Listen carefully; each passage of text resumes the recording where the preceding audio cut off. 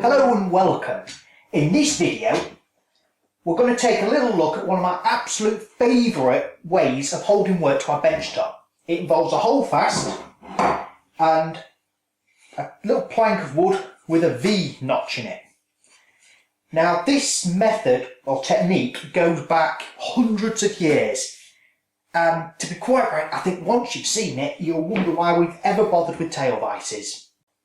Now before we take a look at how this is used, we'll first go and have a quick look at the principle of a good tail vise and what its purpose is. The tail vise or end vise comes in many forms, and the one here is one of the most discreet, which is why it's my favourite. This particular style of vise is known as a wagon vise. The idea is to insert a dog into the moving portion of the vise and the other into your bench top. You position your work between the two dogs and tighten the vise to trap it between them. In turn, it holds the work down to the bench top.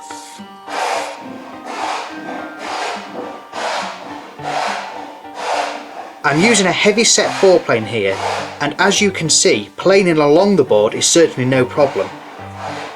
Where the end vise does excel is being able to hold the work down even against the sidewards forces when planing across or diagonal to the grain. Full points to the tail vise then, but these can be an expensive addition to a bench and quite complicated to fit. So what would be an alternative?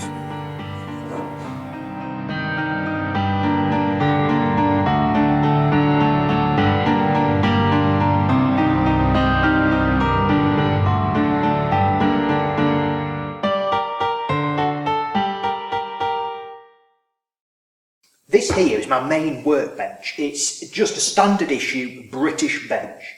It's not fitted with a tail vise. Instead it relies on things like holdfasts, the battens and stops.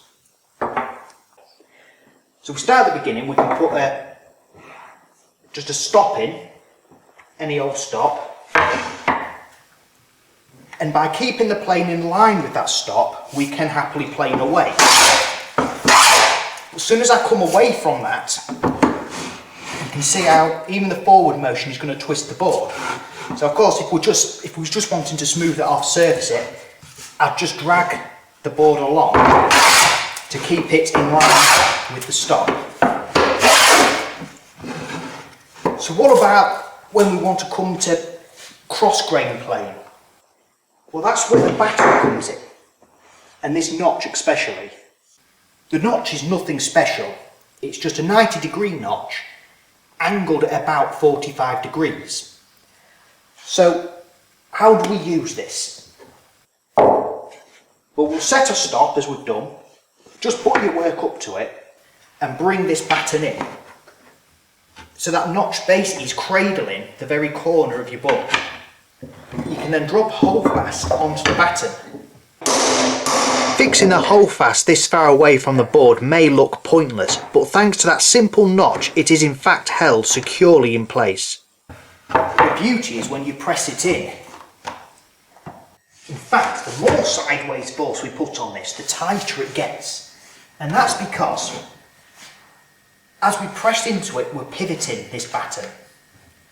And as we pivot it we're pressing this smaller portion further into the stop essentially.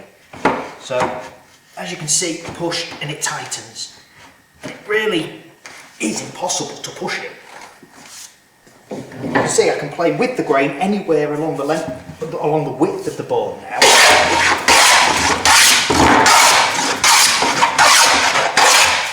And more importantly, I can go across the grain.